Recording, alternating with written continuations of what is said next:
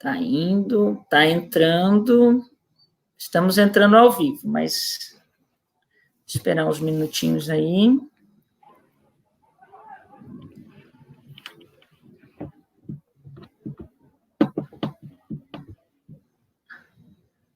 Bom, acho que já estamos subindo nas redes aqui, o pessoal já está começando a acompanhar. Então, queria dar boa noite a todas e todos que estão nos acompanhando nessa sexta-feira, 20h, aqui pelo Facebook, também pelo Twitter. Dar boa noite às minhas queridas companheiras e convidadas, Clair Castilhos e Ana Paula Lima, por ter topado esse bate-papo numa sexta-noite, né? Agradecer muitíssimo a participação de vocês. Acho que ambas dispensariam uma apresentação, mas quero apresentá-las, né? Ana Paula, nossa querida companheira do Partido dos Trabalhadores, é enfermeira, mas é nossa ex-deputada com 4 mandatos muito bem executados, e um mandato deputada estadual e um mandato federal cassado da impossibilidade de existir, né, nas últimas eleições de 2018. Obrigada, Ana, pelo companheirismo e por topar bater esse papo. A Ana, aí, nesses 4 mandatos, teve uma forte atuação em relação à saúde das mulheres, à pauta dos feminismos e das mulheres também, né, na Assembleia Legislativa, atuou sobre o parto humanizado, a lei das doulas, enfim, uma série de projetos que depois ela também pode contar mais para a gente. E a minha querida Clair Castilhos também, que é sempre um prazer bater um papo contigo, nossa líder, que é farmacêutica de formação, mas é uma feminista e ativista feminista porreta, nossa primeira vereadora eleita em Florianópolis, em quem eu me inspiro muito nessa trajetória que tenho iniciado aqui, dar alguns passinhos engatinhando em Floripa, também da Rede Feminista de Saúde e da Casa da Mulher Catarina, nossa presidenta agora, né, Clair?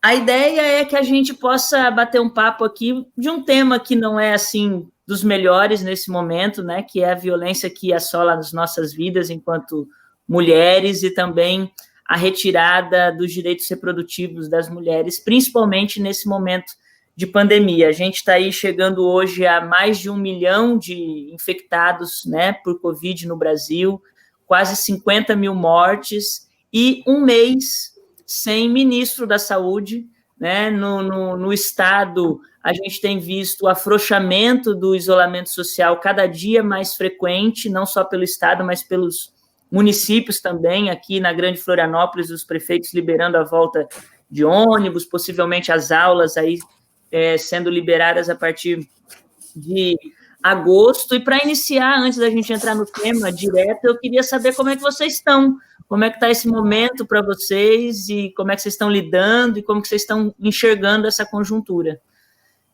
Quem fala primeiro? Quem topa abrir o coração? Pode ser tu, Ana. Pode ser, Clay? Claro. Boa noite, Carla. Um prazer enorme estar compartilhando com você nesse momento, através, né? Eu já tinha comentado, a rainha das lives, ela está a todo momento informando a nós, os internautas, de assuntos pertinentes, né? Entre vários temas. Então, estar contigo essa noite aqui vai ser uma noite marcante, né? Debater temas que precisam ser debatidos, que é a questão da violência doméstica, violência de gênero e direito reprodutivo. Estou muito feliz. Quero cumprimentar também a mestre, né? Minha mestre, a Clair. Com ela a gente aprende todo dia, todo dia, todo dia. E estava morrendo de saudade de vocês, porque virtualmente, né, a gente só consegue se olhar, mas nós estamos cheias de afetos, e a gente não pode, só pode declarar o afeto, não pode se abraçar, se beijar. Isso nos entristece um pouco nessa pandemia, mas feliz em estar com vocês, e quero também dar uma boa noite a todos que estão nos acompanhando aí pelo Face, e fazer um bom debate na noite de hoje. Clair, minha querida. Acho que está desligado o seu microfone. Eu também quero agradecer o convite e dizer que é um imenso prazer encontrá-las. Embora, como disse a Ana, não dá para a gente se abraçar, se beijar, falar, mas a gente se vê, pelo menos um dos sentidos está sendo contemplado. Então, a gente se vê, se ouve, né, fala. E nesse momento em que estamos confinadas, eu aqui em casa estou em confinamento geral, porque somos todos grupo de risco, tudo velho, um monte de problema, né? Daí não dá para relaxar o confinamento. Mas, por outro lado, é interessante, porque a gente avança. Eu estava dizendo para a Carla, como estamos confinados e nos resta as plataformas digitais, a gente acaba aprendendo, se aprimorando e avançando nesse meio que muitas vezes é difícil para a gente trabalhar, mas eu estou achando muito bom. Quanto a essa situação geral que nós estamos vivendo, né, eu acredito que nunca tivemos, eu pelo menos nunca tive conhecimento nos meus 74 anos de vida, que conseguisse juntar, digamos, a crise perfeita, que é uma crise sanitária, institucional, política e econômica, e uma crise, inclusive, de valores institucionais do nosso país. Então, a gente se vê frente a uma tarefa quase que impossível de ser enfrentada.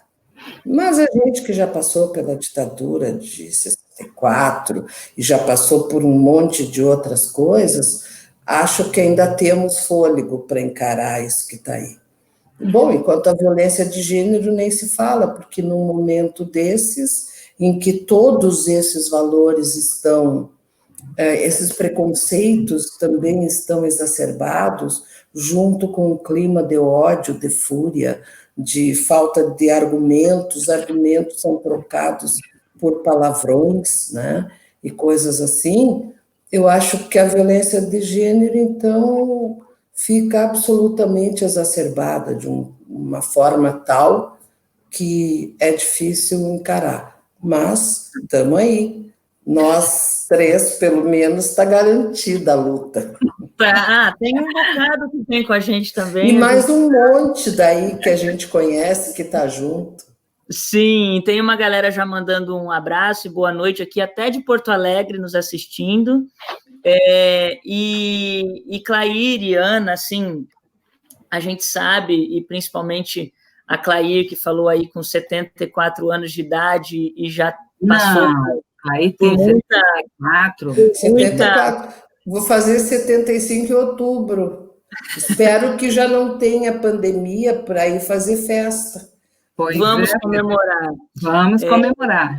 Vamos, mas o enfrentamento à violência contra as mulheres e de gênero é uma luta histórica, né, da nossa existência, né, desde o ponto de vista da nossa luta por aprender a ler, escrever, pelo direito ao voto, tudo isso entra num rol de violência de gênero e que se materializa mais fortemente pela violência física, né, pelas agressões verbais, físicas e, no limite, o feminicídio, que há muito tempo a gente já tem dados e informações de que são tipos de violência que estão muito próximas das mulheres, né? A reprodução do patriarcado, do machismo, está dentro de casa, está entre companheiros, né, namorados, maridos, tios, abuso sexual de crianças, enfim. Esse momento de pandemia coloca essa vulnerabilidade ainda mais visível. Eu levantei 3 países aqui que mostram esses dados. A Itália registrou um aumento de 161% nas denúncias de casos de violência doméstica nesse momento de pandemia. 161%. Nossa vizinha Argentina, embora tenha índices baixíssimos do Covid, né, porque teve aí uma política também de isolamento muito rápido e muito forte, registrou dados de 49% do aumento de violência doméstica nesse momento, e o Brasil embora todo o desmonte da nossa política pública, né, de combate à violência para as mulheres, que a gente pode conversar sobre isso também, registrou um aumento de 34% no registro só do 180, que já é um serviço que está aí desmontado desde o governo Temer, né, que é o Disque Denúncia Federal. E me chamou a atenção, Ana, e eu queria perguntar para ti, porque pelas pesquisas que eu tenho feito desde o início da pandemia, Blumenau foi a primeira cidade que se pronunciou no estado dizendo do aumento da violência doméstica nesse momento de pandemia. Né? Eu queria que tu comentasse um pouco disso também, um pouco como que está a situação aí da pandemia e também dessa questão de gênero, e como que foi a tua atuação enquanto deputada, né? E como que a gente também pode ter saídas para isso aí de forma concreta. Bom, veja, a violência contra as mulheres, a Clair tem um debate muito atuante, né, nessa área, mas ela é muito antiga, acho que desde que somos gente, né, desde a época do Adão e da Eva lá, mas depois também com a Inquisição, as mulheres foram para a fogueira, chamavam nós de bruxa, todas essas histórias a gente vem contando. Na atualidade, isso também não diminuiu. E hoje mesmo, cedo, Carla e Clair, eu participei de uma reunião da bancada feminina na Assembleia Legislativa para discutir uma lei elaborada por várias mulheres, as mulheres da universidade, o CEDIM, e várias organizações de mulheres, e nós apresentamos em 2015 o Observatório, uma lei, né, implementada, que é o Observatório da Violência, mas até o momento ela não foi aprovada e não foi implementada. E, num conjunto de mulheres, o que precisa para ser implementada, e uma das discussões foi formar um grupo de trabalho para que isso seja implementado há muito tempo. Durante a pandemia, em Santa Catarina também aumentou significativamente o número de violências. Infelizmente, o estado de Santa Catarina, apesar dos números ser alto, porque aqui nós também tivemos uma CPMI, porque não tínhamos dados da violência em Santa Catarina, por isso a criação dessa lei, nós temos subnotificações. Nós não sabemos os dados. A Polícia Civil tem um dado, a Polícia Militar tem o dado do 180, tem os CRES, os CRAS, a Secretaria de Saúde, que fazem também esse atendimento, e não foi compilado em nenhum local, e a gente não sabe os dados certos. Então, esse observatório seria para isso, para a gente saber os números exatos, Ministério Público, Tribunal de Justiça, para sim ter políticas públicas para a gente vencer, infelizmente, esse flagelo que é a violência contra as mulheres no estado de Santa Catarina. Então, eu acredito que, com esse grupo de trabalho formado por várias mulheres, a gente possa exigir do governo, né, a implementação dessa lei, que já fazem 5 anos que ela foi aprovada pelo Parlamento catarinense. Também descobri que o estado de Santa Catarina, apesar desses números ser altíssimos, nós já temos 10 casas-abrigos para mulheres vítimas de violência. A mulher denuncia e ela vai ser protegida como? Qual é a rede de apoio? Não sabe. Ela acaba, daí, quando ela volta para o companheiro, de repente, é vítima da violência novamente, e daí ela vai para onde? Ela tem que retornar. É um caso que eu li agora, recentemente, no portal Catarinas, de uma cidadã, por exemplo, em Florianópolis, que ela vai para onde? Ela tem um filho para criar, não tem renda, ela acaba voltando para o homem e ela é violentada constantemente. Então, esses dados, infelizmente, espero que sejam corrigidos e que a gente tenha políticas públicas. Também, no governo de Dilma e de Lula, nós tínhamos alocado uma Casa da Mulher Brasileira, um terreno já em Florianópolis, aqueles ônibus lilazes que era para percorrer os municípios de interior e dar atenção às mulheres vítimas de violência, estava muito tempo parado aí nos pátios, né, nas garagens ali da Secretaria de Estado de Desenvolvimento. Eu acho. Isso, e não estavam circulando, então foi ações que a gente fez enquanto deputada e movimentou muito esse grupo de mulheres. Mas nós temos que romper com esse ciclo, e romper com esse ciclo é somente, né, tendo os dados certos, políticas públicas para enfrentar esse tema, dar segurança para essas mulheres, e especificamente na minha cidade, em Blumenau, nós temos vários grupos de mulheres ativistas, e elas é que também fazem o controle. Nós temos uma casa-abrigo, na época que fomos governo na cidade de Blumenau, que também acolhe essas mulheres, e um diferencial na cidade de Blumenau é que a gente também faz o tratamento dos homens, né? Eles precisam ser tratados para não cometerem mais violência com nenhuma mulher. Então, é dessa forma que essa subnotificação nos traz também muitas inseguranças, porque o número de feminicídio durante a pandemia também cresceu significativamente no estado de Santa Catarina. Com certeza. Tu citou a reportagem do Catarinas, eu queria aproveitar também para reforçar, é uma reportagem que o Portal Catarinas fez a muitas mãos, uma rede de jornalistas a partir do portal aqui de Santa Catarina, e fez um levantamento muito forte de dados no país sobre também a questão da violência, e certamente não foi fácil conseguir esses dados, porque é isso que você colocou, a desarticulação das informações é muito grande, né? E daí... Pode falar, Ana. Assim, quer ver, as mulheres ligam para o 180 ou para as delegacias de polícia e não acontece nada, entende? Não tem nenhuma medida protetiva, infelizmente, né, que garanta a segurança para essa mulher. E um caso, por exemplo, durante a pandemia, elas não conseguem nem sair de casa para fazer a denúncia.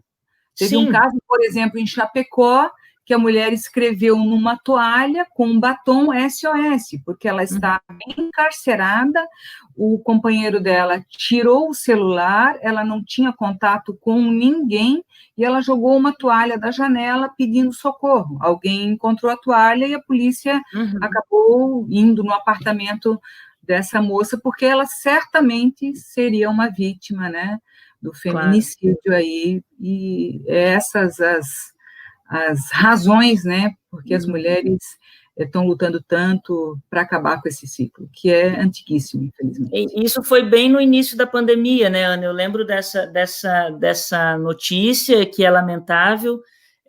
Então, é isso, acho que a gente ainda tem que, do ponto de vista de registro de dados, é uma deficiência que a gente ainda tem que lutar para ser mais estruturado, né? Tu falou do Observatório da Violência, que foi a lei aprovada em 2015, a gente agora, pelo mês dato, né, aqui na Câmara, a gente aprovou uma lei que era o dossiê da mulher florianopolitana, que é a versão municipal do observatório, digamos assim, que também estimula o município a divulgar periodicamente o compilado dessa estatística no município, né, reunindo. Só que até agora a lei não foi nem sancionada pelo prefeito Jean, então também há necessidade de uma pressão anterior, né, que é de sancionar a lei. Mas enquanto você falou do ônibus, né, da questão das políticas públicas para as mulheres, eu queria perguntar para a Clair, que ajudou a construir muita política pública também nesse Brasil, enquanto movimento social, do ponto de vista da saúde das mulheres e do direito das mulheres, que nesse momento que a gente está vivendo, tem dois pés isso, né? A gente tem, de um lado, a violência que ela é estruturante na sociedade, né, entre as famílias e na sociedade de modo geral. Todas essas crises que a Clair colocou aí também passa por uma crise humanitária na sociedade, né, uma questão que está aí difundida, o ódio, a raiva, o preconceito, de todas as formas. E a gente tem um líder, se é que pode ser chamado de um líder, mas um presidente que difunde e naturaliza esse ódio e essa violência, né? Ao mesmo tempo que retira orçamento, desmonta estruturas, né? E tem desestimulado o controle social, a participação social, tem desestimulado a estrutura dos conselhos, dos planos, das conferências. Eu queria que a Clair comentasse um pouquinho disso, assim, da desestruturação desestruturação das estruturas é ótimo, né? Mas de todos esses mecanismos de controle social que também foram conquistas das mulheres, né? Desde a Constituinte, desde lá do lobby do batom, isso foram coisas muito importantes que têm sido desmontadas. Como é que tu vê isso, Clair?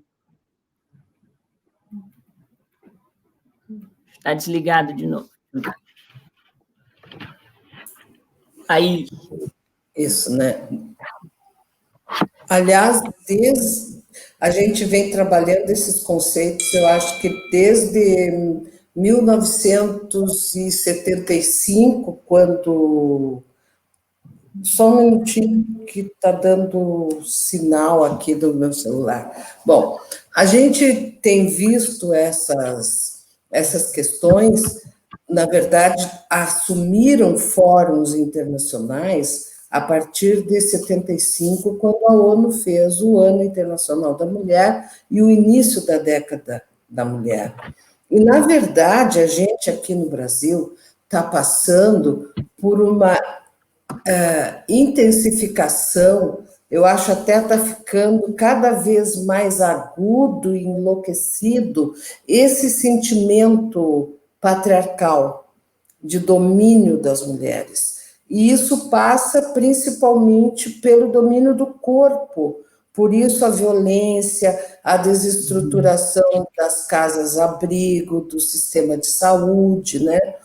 E eu estava vendo, eu até anotei aqui, porque eu estava lendo num texto antigo aí, do Foucault, um pensamento até que ele fala o seguinte, e eu acho que se aplica: o controle da sociedade sobre os indivíduos, ele não se opera simplesmente pela consciência ou pela ideologia, mas começa no corpo, com o corpo, e foi no biológico, no somático, no corporal, que, antes de tudo, investiu a sociedade capitalista.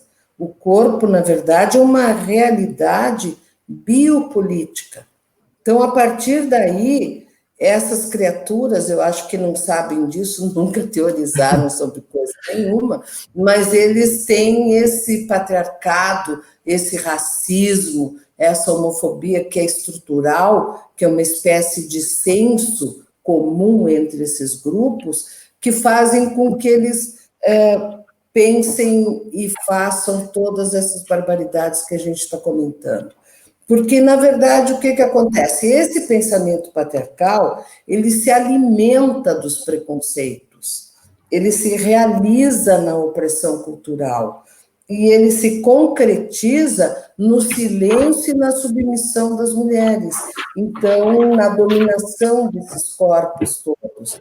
Então, acaba dominando o quê? Mentes e corações. Tanto que, quando a gente olha a Câmara Federal, eu fico horrorizada, porque elegeram uma quantidade bastante razoável de mulheres deputadas federais, as do PSL, por exemplo. E eu pergunto, adianta aquilo lá como mulheres deputadas em torno das nossas causas? Não, absolutamente. Não tem consistência, não tem conteúdo, e só sabem reproduzir esse pensamento patriarcal absurdo que a gente está aí. E se xingam, assim, abertamente, das maiores barbaridades, coisas que a gente não via, né, nem em briga de estivador, se é que pode ser. Nem isso elas têm respeito pelo lugar que ocupam. E investem, inclusive, contra as outras mulheres, o que é pior ainda, né? E, então, quando a gente vai analisar essa situação toda, nós vemos o quê? Que dentro dessa situação de pandemia que nós estamos vivendo, nós temos três aspectos interessantes de notar. Um é a questão da violência, toda ela institucionalizada aí nessa situação de confinamento, institucionalizada, não exacerbada, que seria uma violência em relação à saúde, uma violência doméstica e uma violência econômica e do trabalho. E isso é terrível. A violência na questão da saúde é absurda, até porque todo e qualquer relatório que tem na pandemia, os grupos de riscos da pandemia, 56% são mulheres, somos nós.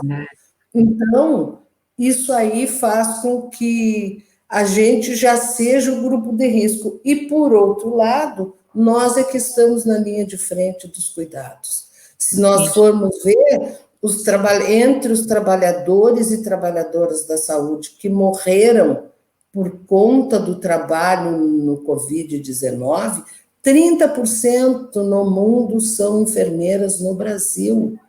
Então, imagina, por quê? Porque 75% do pessoal da saúde que atua no SUS são mulheres, e dessas mulheres são as enfermeiras, e técnicas de enfermagem, claro. Então, por que essa violência na saúde, no trabalho e na questão doméstica, ela é uma coisa diretamente vinculada à questão de gênero?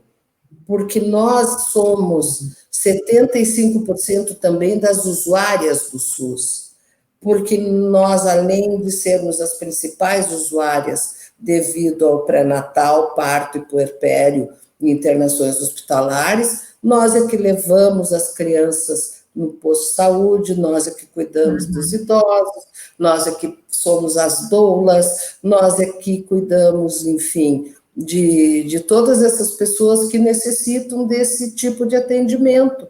Então, é evidente que nós somos, ao mesmo tempo que as grandes heroínas, as grandes protagonistas na luta contra essas desigualdades e essas iniquidades, nós somos as grandes vítimas também.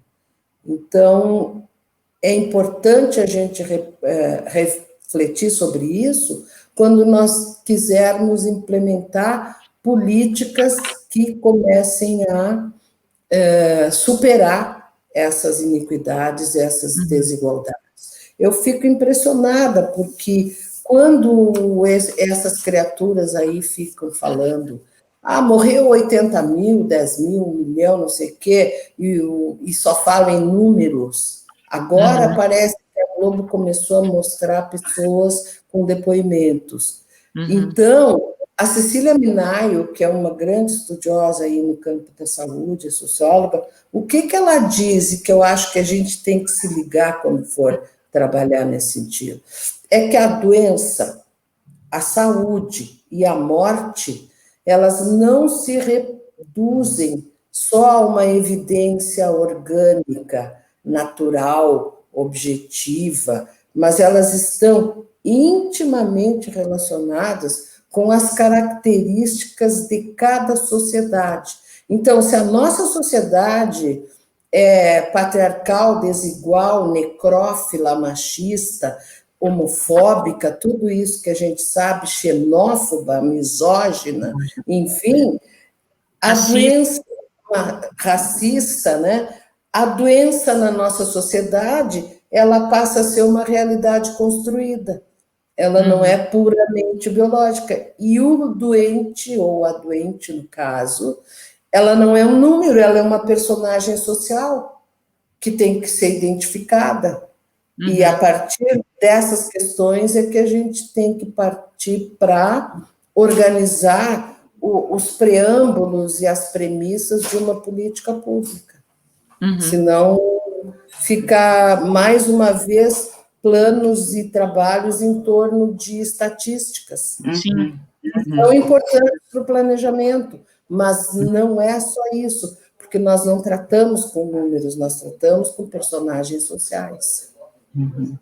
Isso volta no início da sua fala, né, Claire, sobre a estratégia do Estado sobre o controle dos corpos, e daí não só sobre os corpos de mulheres, né, sobre vários corpos que não são interessantes para a reprodução capitalista, que não são interessantes para estruturar um monte de questão, e que não é interessante determinados corpos estar na política. Quando tu estava falando do Congresso, eu me lembrei justamente aqui com a Ana, na nossa live, acho que ela também deve ter lembrado desse mesmo caso. Ela era indesejável no Congresso. É que ela era indesejável, entendeu? Aqui, hoje ontem, não sei, eu postei um card nas minhas redes aí, dizendo que em 347 anos de Florianópolis, só 13 mulheres ocuparam a Câmara, incluindo suplentes, como o meu caso, só 13. Tu foi a primeira eleita, em 85, né? 80 aí? 83. 83.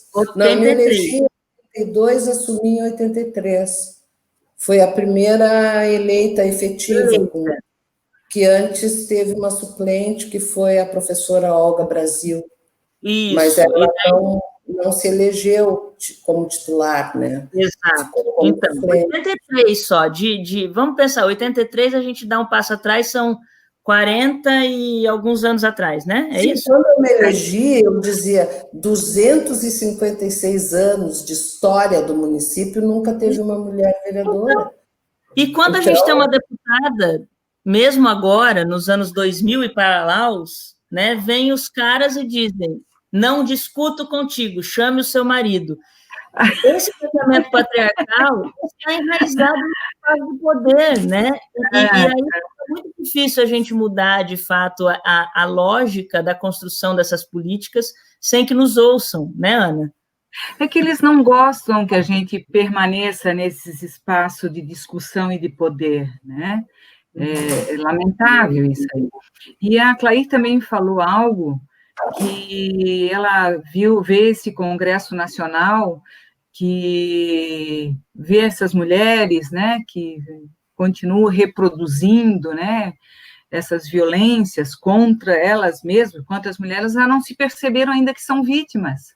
Elas também são vítimas, né? Elas também são vítimas, porque eu me lembro muito da deputada Joyce, que criticava a presidente Dilma e não sei o quê, ela foi uma vítima, agora ela está sendo uma vítima também, né? Ela está sendo uma vítima, foi uma vítima. Então, elas não se perceberam ainda, né? E é lamentável. O Congresso Nacional aumentou o número de mulheres, eu acho que chegou a 15%, se não, é o maior número de deputadas eleitas, mas, infelizmente, ainda não se perceberam que a gente é a maioria da população brasileira e tem que ter políticas públicas para a maioria da população brasileira. Eu acho que essa situação vai mudar, de repente, é quando a gente tiver paridade, Carla, né? Paridade no parlamento. Metade homem, metade mulheres, para a gente começar a discutir os problemas das mulheres. Você fala de Florianópolis, mas Blumenau não tem também nenhuma mulher vereadora. Passaram, se não me falha a memória, somente 5 na cidade de Blumenau. E lá também a maioria são mulheres. Falar da Assembleia Legislativa, 180 anos de parlamento, passaram, agora que foi a maior bancada, que tem 5 mulheres, né? 5 mulheres. Mas não passou 10 mulheres no parlamento catarinense. Então, a participação da mulher na política, né, acredito que vai mudar essa situação que nós estamos vivenciando, né, de coisificar o nosso corpo, de ter orçamento para aquilo que mais precisa. Em épocas de campanha, fazem uma série de promessas e depois não resolvem esse problema. Para você perceber, o orçamento do Ministério da Mulher era 119 milhões e está em 5 milhões e 300, né? Conforme a reportagem aí do Catarinas, que tem feito uma pesquisa interessante, e para atendimento a essas mulheres vítimas de violência, de 34 milhões para 194 mil. Como é que nós vamos ajudar essas mulheres? Como é que nós vamos abrigar essas mulheres? Como é que nós vamos dar um atendimento psicológico para essas mulheres e para os seus filhos? Então, o ciclo vai aumentando. E tu falou referente àquele episódio machista de um deputado, quando estava falando e não tinha argumento, e como eu também não estava prestando atenção de tanta bobagem que ele estava falando no microfone, ele quis chamar a minha atenção dizendo que era não queria discutir comigo uma obra, sei lá o quê, que queria discutir com meu marido. Absurdo, né? Mas me aconteceu isso também na Câmara. Um absurdo. É que incomoda eles, né, Clair? Não, eu estava debatendo com um colega também do mesmo partido, e divergindo, era sobre o plano diretor da cidade. E o meu marido e eu continuava no PMDB, e meu marido tinha passado para o PCB, que era o partido dele, mas eu não fui, porque eu estava com mandato. Eu digo, eu não vou trocar de mandato, de partido no meio do mandato. Tá, então bate-boca vai e vem, ele não tinha mais argumento para mim, ele grita e diz assim, mas e por que a senhora não vai de uma vez para o partido do seu marido, já que é tão comunista como ele? Então, É isso. Quando não tem argumento, é isso aí. Não, Eles aí, não têm argumento, essas coisas. E é absurdo, né? Eu já passei por poucas e boas nessa história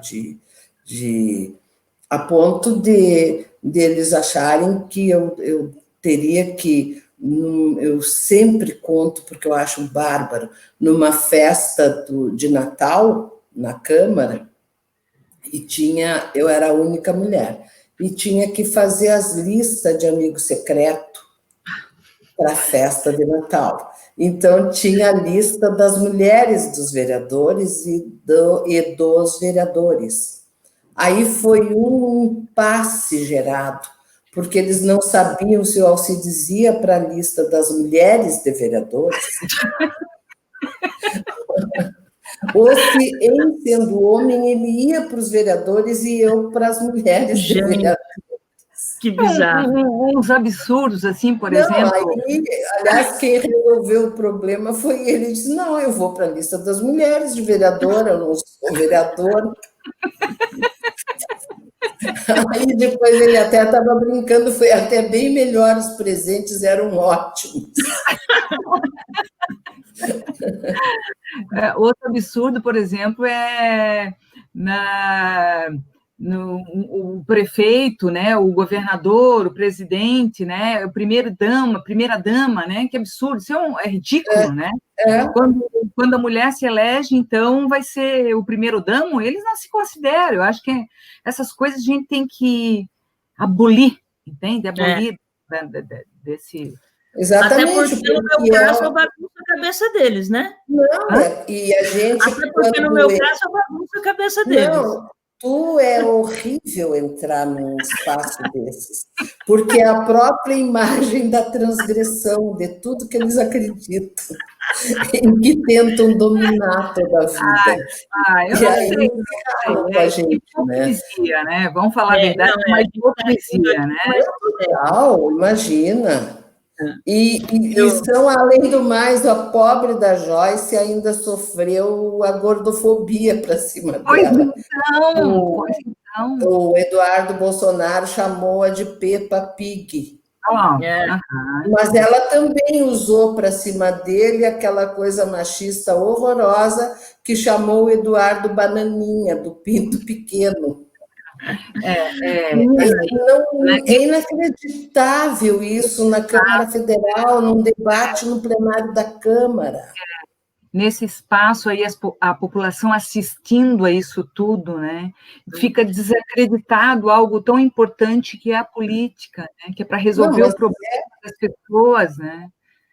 A gente está totalmente deseducativo, porque a imagem que eles forjam dos parlamentares e das parlamentares, ou dos governadores, presidenta e tal, é uma imagem totalmente negativa, que a população não se identifica, não admira, e, claro, não quer votar, vota no primeiro que vem, que aparece por aí, porque tanto faz, basta se identificar com um cara tipo esse presidente nosso, que já sai votando, sem saber do que se trata. Claro, né? Mas isso que vocês estão relatando é justamente a personificação do que esse projeto representa, né? A antipolítica.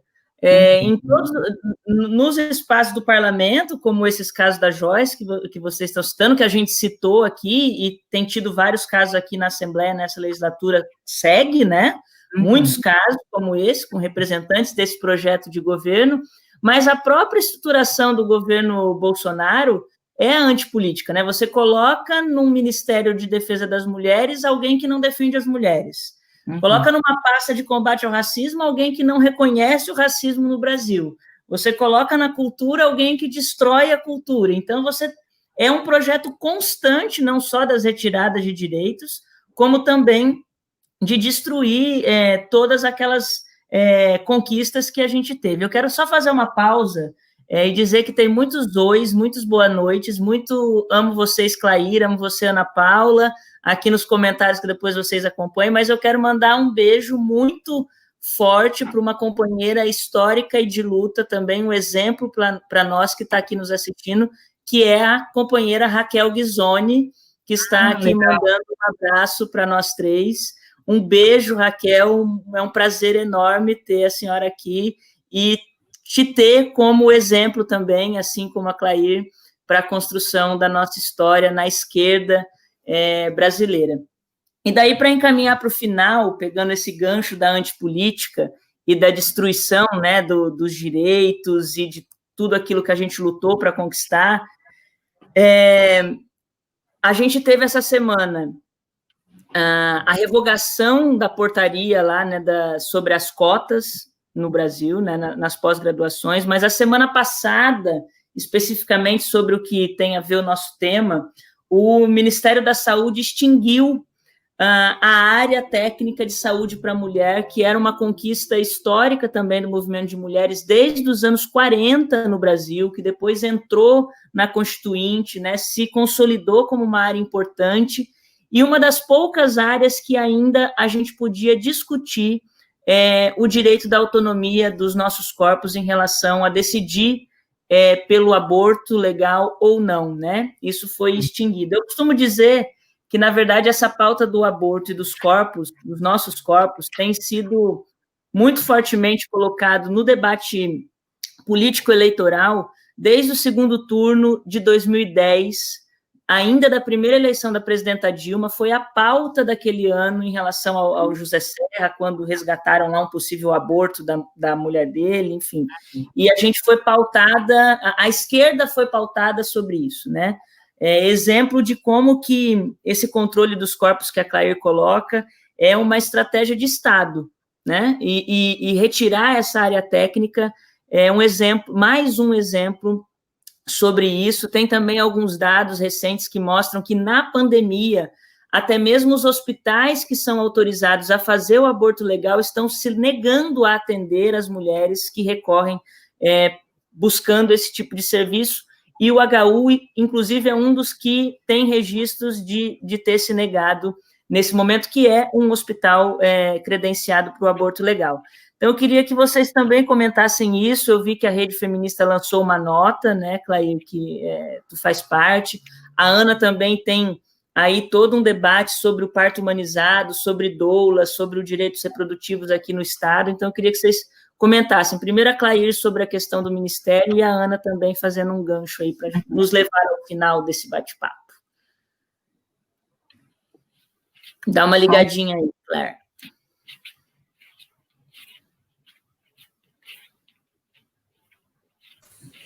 Eu ainda não estou muito mansa. Quando a gente vai falar de direitos reprodutivos, basta dizer direitos reprodutivos que essa gente já pensa em aborto, quando na verdade não é só, tá? Porque a questão dos direitos reprodutivos, ele é uma construção do movimento feminista e que foi aprovado num grande encontro de mulher e saúde em Amsterdã em 1984. Aonde foi construído o conceito de direitos reprodutivos. E é isso que eles não entendem, que os direitos reprodutivos, a partir desse conceito, eles saem do âmbito da família, tá? Aquela coisa assim, a família heterossexual é o homem, a mulher e os filhinhos, né? Mas não tem o direito de, por exemplo, interromper uma gravidez indesejada, porque aí já cai fora do Estado laico e já vira pecado, né? E os direitos reprodutivos, eles têm um conceito muito claro, porque é uma construção teórico-conceitual que foi feita pelo movimento de mulheres.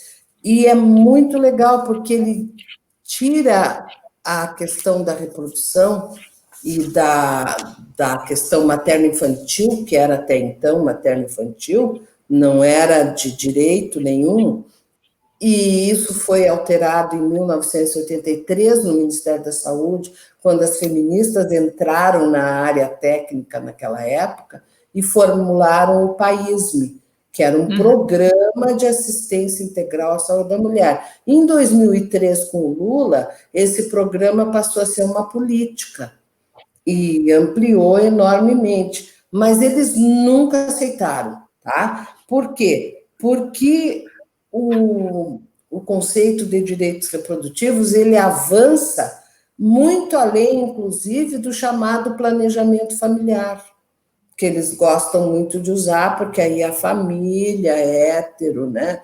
patriarcal, for combinando quantos filhinhos vão querer ter.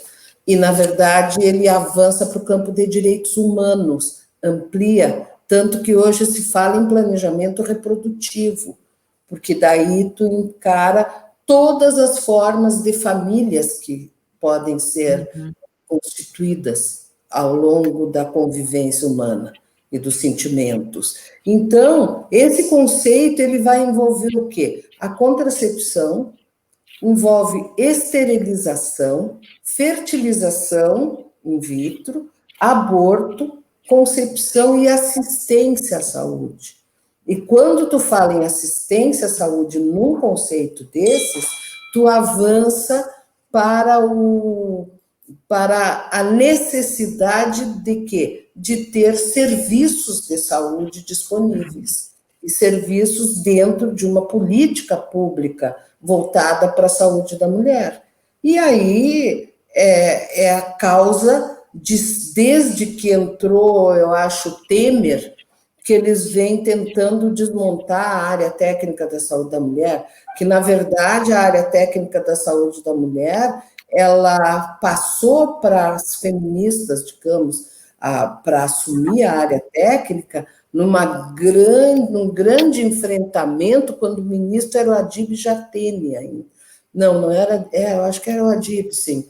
E aí foi quando nós negociamos, tá, dá a saúde da mulher para um ginecologista, obstetra, homem, para ficar, mas nós queremos uma cadeira no Conselho Nacional de Saúde, porque daí a gente começou a fazer o controle social. E por aí se foi. Eu fui 4 mandatos conselheira do Conselho Nacional de Saúde. E era encrenca o dia inteirinho. Com a CNBB, então, com a finada dona Zilda Arnes e outros tantos, que não admitiam de jeito nenhum a coisa dos direitos reprodutivos. Ela dizia, não, isso é coisa de aborto. E ela e todos os outros, né? Com a diferença que ela teve um trabalho relevante na questão das pastorais e tal. Não é como essas outras inúteis aí, preconceituosas, tipo a Damares, que sem ter trabalho nenhum se acham no direito de estar ditando regras e procedimentos para todo mundo.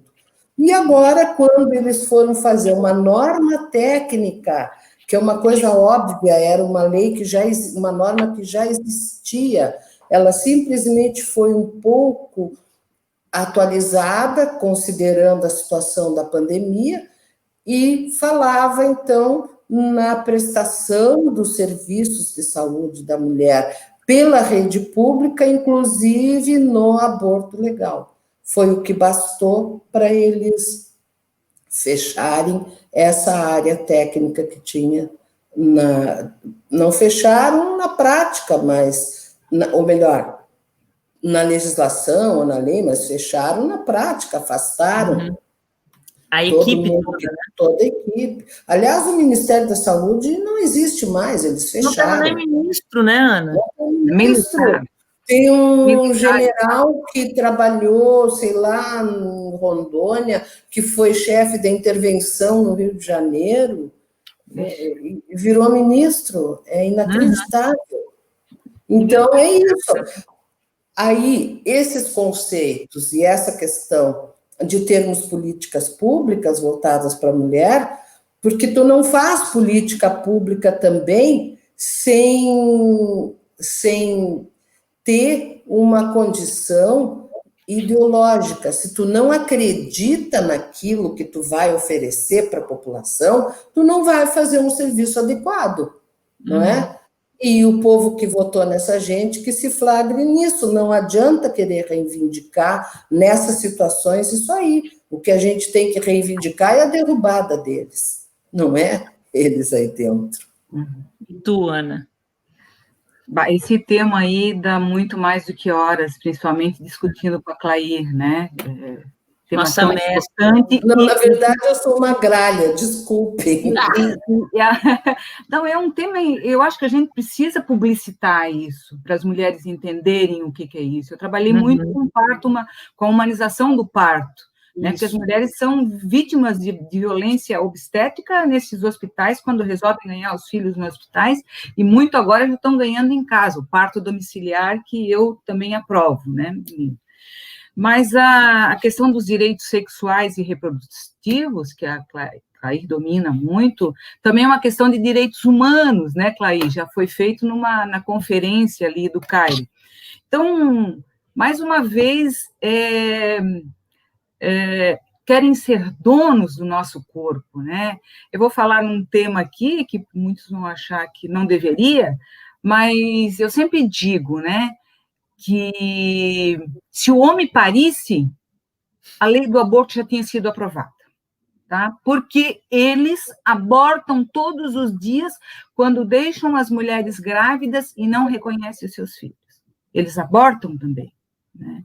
E a mulher, quando quer fazer, ela vai fazer. E, infelizmente, no Brasil acontece isso. E as nossas mulheres estão morrendo em clínicas clandestinas que estão fazendo o aborto. Então, é isso que a saúde pública e que os governos deviam estar atentos, né? Que, infelizmente, as nossas mulheres estão morrendo fazendo esse aborto, um aborto legal. Então, é um assunto muito abrangente, não dá para discutir aqui, né, em poucos minutos ainda, mas é um tema que precisam ser debatidos e clareados, né, e as mulheres precisam entender isso, se fortalecer nessa luta né, o corpo da mulher pertence a ela que tem direito, né? Ela que diz não ou sim, né? Então, é um assunto muito interessante de debater, eu acho que fica para uma outra oportunidade. Falar de vida é isso, né? Falar de parto, eu gosto muito, sou enfermeira obstetra.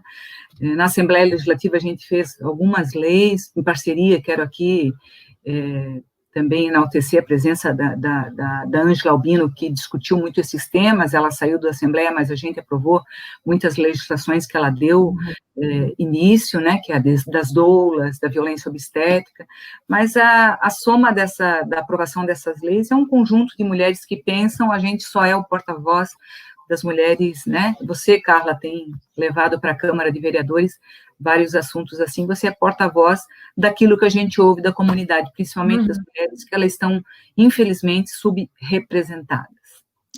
Acho que essa é a função da representação, né, Ana, de fazer esse diálogo, colher os anseios, né, construir coletivamente com os movimentos, principalmente, e levar para o espaço aquilo que a gente sintetiza desse diálogo.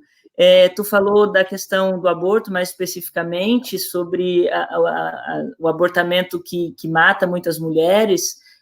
Se eu não me engano, a Clair que me corrija, mas o aborto é a quinta causa da mortalidade materna no Brasil, e daí, voltando para o que a Clair colocou, penso que não é qualquer mulher também que morre clandestinamente, né? Também há um recorte aí sobre as mulheres periféricas, pobres, negras, isso aí que a gente sabe que também dá muita discussão, como tu colocou. Mas as mulheres que têm condições financeiras, elas fazem também. Fazem. Quando a mulher quer, elas fazem nos hospitais. Exatamente. Pagam para isso. Fazem, com certeza. E eu queria, assim, novamente agradecer a presença de vocês, a disponibilidade da gente bater esse papo aqui, que já vai a 1 hora, muito gostoso. Muitas pessoas, inclusive, agradecendo a fluidez do papo e agradecendo por esse papo nessa sexta à noite, colocar aqui, inclusive, alguns companheiros assistindo a nosso bate-papo. E queria encerrar com o seguinte, que vocês, com toda a experiência e trajetória de vocês, né, nos dissessem, assim, nós já enfrentamos e construímos muita coisa nesse país, com situações talvez, não sei se mais, mas tão adversa quanto a que nós estamos passando, né? As políticas para as mulheres, inclusive, começaram a ser estruturadas ainda na ditadura, né? O PAINSME que a Clair coloca, o próprio Conselho Nacional de Mulheres, a primeira delegacia especializada de proteção para as mulheres foram estruturadas ainda no período de transição.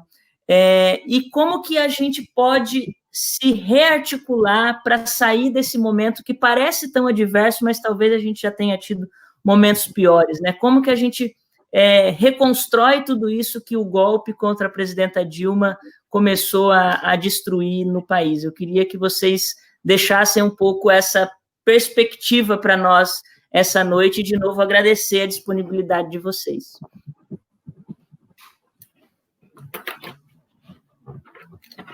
Posso falar? Para encerrar? É para encerrar, né, cara? É para encerrar. Infelizmente, a gente poderia talvez... Eu fico falando toda noite, na boa. Eu vou tomar meu amor daqui a pouco. Claro, e todas as mulheres e homens que tenham algum tipo de consciência política têm que saber que essas eleições municipais, nesse momento histórico, elas são centrais, são vitais, porque é por aí que a gente vai começar também a derrubar esse tipo de estrutura maligna, diabólica que foi feita no nosso país, começar pelo município. Eu nem quero plagiar o mal de dizer vamos cercar a cidade pelo campo, que não é o caso, mas vamos cercar Brasília pelos municípios. Nós precisamos ganhar essas eleições, tá?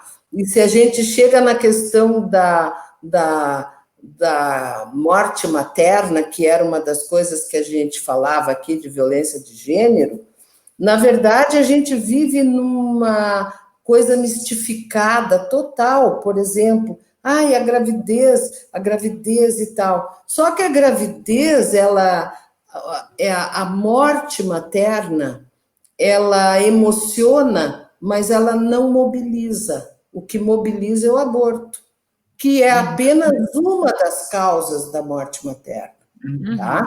Mas por que mobiliza toda essa gente aí que é preconceituosa e fundamentalista?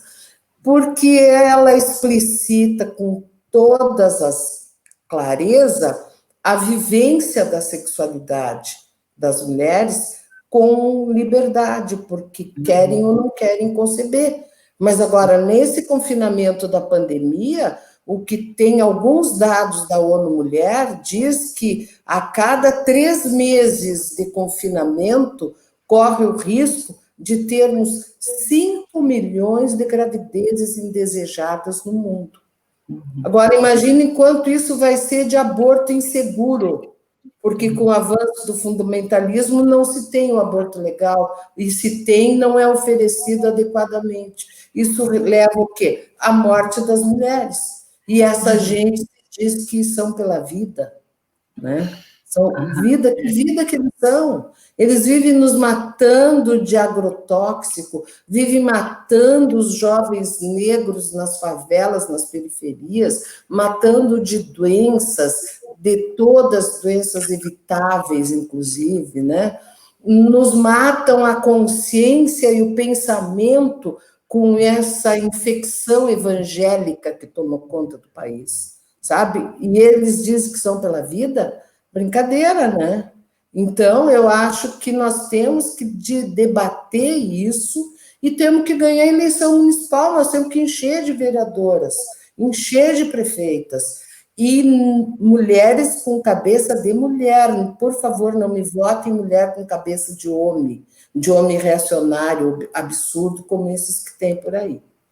Mas é isso, eu quero me despedir, agradecer, adoraria continuar conversando, mas é isso, estamos na luta, e nós, mulheres, nós não vamos permitir que essa gente transforme o Brasil numa franquia do inferno. Tá? Então, é isso.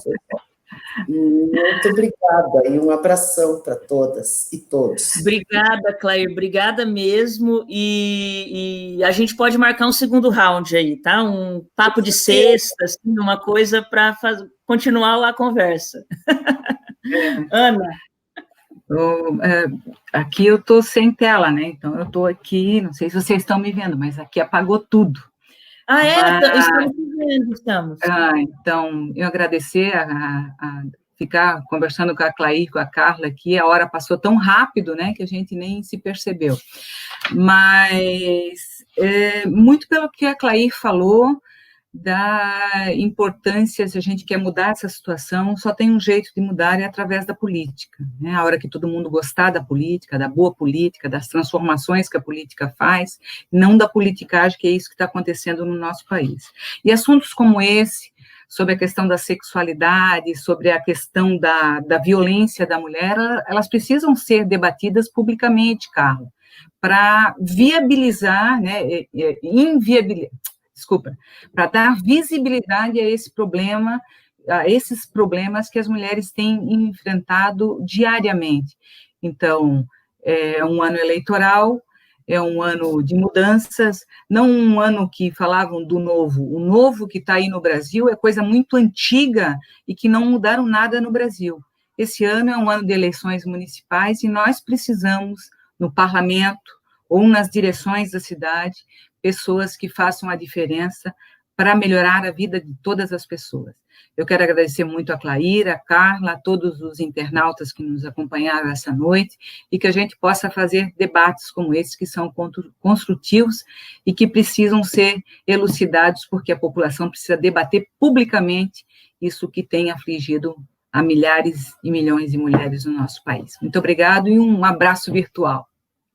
Um abraço virtual, Ana, também. Obrigada de novo por ter topado o debate. Queria aproveitar que tu falasse sobre a importância de ocupar os espaços e ocupar, né, tanto legislativos, eletivos, como partidários, deixar aqui um Shirley presente, que é a nossa companheira que nos deixou recentemente, presidenta do PT, e agradecer a vocês por serem exemplo para que gerações como a minha tenham gás para estar na luta também, né? A história, a gente não faz o caminho de trás para frente, mas a gente só chega onde a gente está porque tiveram outras que vieram antes da gente, e certamente, para a minha trajetória, vocês trilharam caminhos muito árduos, dos quais eu quero ter um pouquinho da oportunidade de seguir caminhando. Então, muito obrigada, é um privilégio ter vocês aqui. Boa noite, bom final de semana. Obrigada a todo mundo que nos acompanhou aqui no Facebook, no Twitter também. Depois vocês olhem lá na página, tem muitos beijinhos e coraçõezinhos para vocês. E um abraço, beijão, viu? Muito obrigada.